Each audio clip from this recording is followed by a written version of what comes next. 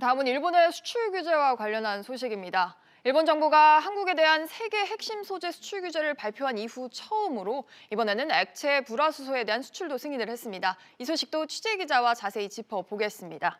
네, 장가희 기자, 일본 정부가 이 고순도 액체 불화수소 이 품목에 대한 한국 수출의 요청을 이제 드디어 허가를 했습니다. 맞습니다. 반도체 업계에 따르면 일본 경제산업성은 지난 15일 자국 화학업체 스텔라 케미파가 제출한 고순도 액체 불화수소의 한국 수출 요청을 허가했습니다. 네. 삼성전자와 SK하이닉스가 7월에 주문한 건인데요.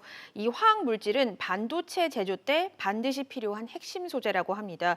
일본 정부는 서류 미비를 이유로 접수를 미루다가 8월 중순에야 접수를 했고 수출 심사 기간인 90일 만료를 앞두고 허가했습니다. 구체적인 물량은 공개되지 않았습니다.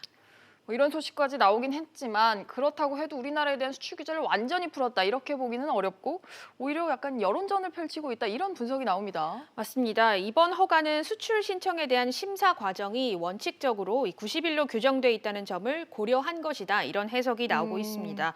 특별한 이유 없이 허가를 무작정 미룰 경우에 부당한 수출 통제로 받아들여질 수가 있기 때문에 한국 측의 제소에 따라 진행 중인 세계 무역기구 WTO 분쟁 과정에서 불리해질 수 있다. 이렇게 판단한 것으로 보입니다. 네. 고순도 불화수소 전문 생산업체인 스텔라 케미파의 3분기 영업이익이 지난해 같은 기간보다 10분의 1 수준으로 급락하는 등 일본 업체의 피해가 본격화된 것도 이번 결정의 한 원인으로 꼽힙니다. 네, 그런데 뭐 배경이 어찌됐든 우리 기업들의 상황을 살펴보면 뭐 우리 기업으로서는 한시름 놓을 수 있던 거 맞죠?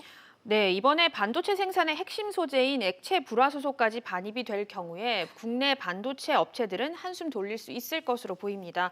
하지만 아직까지 불확실성이 모두 해소됐다고 보기는 어려운데요. 수출 승인이 일본 정부의 근본적인 입장 변화를 뜻하는 것은 아닌데다 일본이 화이트리스트에서 한국을 제외했기 때문에 언제든지 특정 물질의 한국 수출을 막을 수 있다. 이런 분석이 나오고 있습니다. 네, 장 기자 잘 들었습니다.